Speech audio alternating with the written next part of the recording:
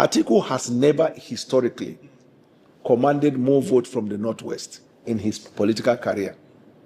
Atiku had this nationalistic view, so his votes are spread across the nation.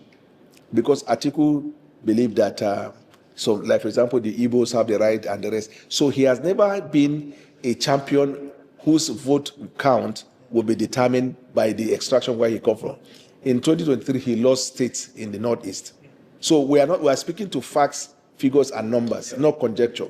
So Atiku in the North may not command what you're thinking. Remember, there is a Konkaso factor who has now joined Peter Obi. Has his influence been diminished? You see? You see? So now you're asking the question, what is his electoral value? But in 2023, he was able to retain state and the rest. Now, I ask you the question, who is Atiku's governor and structure? You don't want to answer because he doesn't have. So you are giving him a pass. You ask me, am I not threatened? I want to give you a correct answer. The correct answer is that 2023 election was the biggest opportunity that Atiku had in his life, politically. That's why he commanded the vote. No, because there was this narrative that went everywhere that a Fulani man was going to hand over to Fulani man. So there were people even in APC that thought, oh, let me connect in case he becomes president. Then Northerners, hearing that, because we have a large population of people who are out of school, like you said, so they don't have that. They may have political awareness, but they don't have so much of the analytical thinking to say this is it. So they believe it is so. And then our religious clerics in the North at the time felt that since these people are saying Muslim ticket is a problem, okay, we will support Muslim ticket. So they rally around Ashwaju. Then those who are against it, they now felt Ashwaju is not going to be carrying our own. We are going to support Atiku. There were a lot of factors. Business communities, individual thinking that, oh, since a Fulani man will hand over Atiku again, that was why he got what he got. In 2026, leading to 2027, all the state governors that deliver for him, all are not with him. That's one. You can come down to Senators' House of the members. Then the people that were with him, heavy lifters, they are with him that are no longer with him. I can count them over and over. They are not. Let me tell you this. I was it in Adamawa, Atiku Abubakar, my former principal, and I have my respect for him till eternity. And he has been very nice and gracious to me. I have one fear. He might not even, Peter Obi might defeat him in terms of pecking.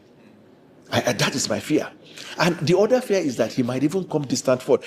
And if that happens, what will be his legacy as a politician? That in your last attempt, that you were thrown so down the pecking line. That's why I want to urge him. Come to your friend Asiwaju Bola Ahmed Tinubu. Sit with him. Throw your support behind Bola Ahmed Tinubu. He has 4 years to do. And after that, you can speak about your interests, not you now, of whoever you think should be part of the process 2021. That is my fear. Hello, everyone. Once again, it's 2026, just like 2022. Even I said, Peter Obi don't give them assignment. Everywhere that you see the conversation is just Peter Obi. Let me even remove my glasses so that you see my eyes very well and I'll see you very well. It's Peter Obi, Peter Obi, Peter Obi again. But in all the things that they're saying, listen to the patterns and you know who truly the opposition is, who truly they are afraid of. Everyone. If you turn now, you see, Daniel Bwala now is talking about Peter Obi and all of that. And I totally agree with him, you understand. Peter Obi's chances are way better now in 2027 than the 2023 elections. And I will tell you why I think they are way better, not even whatever excuses that or whatever reasons that Daniel Bwala was giving out there. First and foremost, is the fact that many people in 2022 decided they were going to give their support to maybe an Atiku or others because they felt that how do I put it now? They felt that one, even though they believed in the capacity of Mr. Peter Obi and all of that, but they felt that because he was in a party they didn't think was going to make an impact. You know, in Nigeria, usually people just vote two parties, APC or PDP. That was then, but that has changed.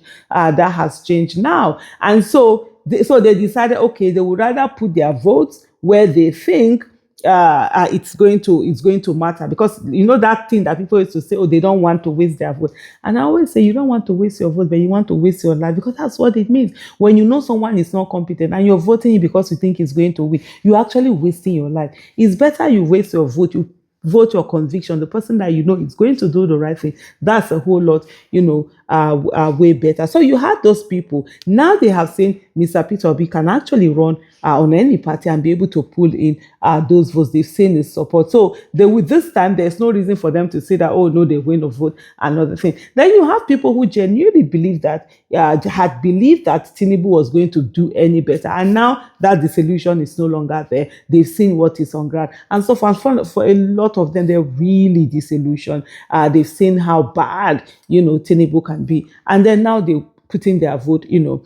And then you now also have the Kwankwaso angle. The Kwankwaso, and if you look at Kwankwaso and Dirty as running mate, for me, I always say, having Dirty in 2023 was really an amazing thing, having him there where people saw that this ticket was a really serious ticket. But the meltdown that is happening right now, I don't know what that is. But anyway, for me, my focus in how do we win the 2027 election. But if you look at it right now, and in terms of looking at what do you call it now, and in terms of looking at Kwankwaso, what Kwankwaso brings to the table, Kwankwaso brings a whole lot more to the table than what we had before. So Kwankwaso also has his own following that he can also bring on board. So that actually does make a difference. And now there is more inroad in the northern part of Nigeria than there was in 2022. That's when I say northern part, not northern part,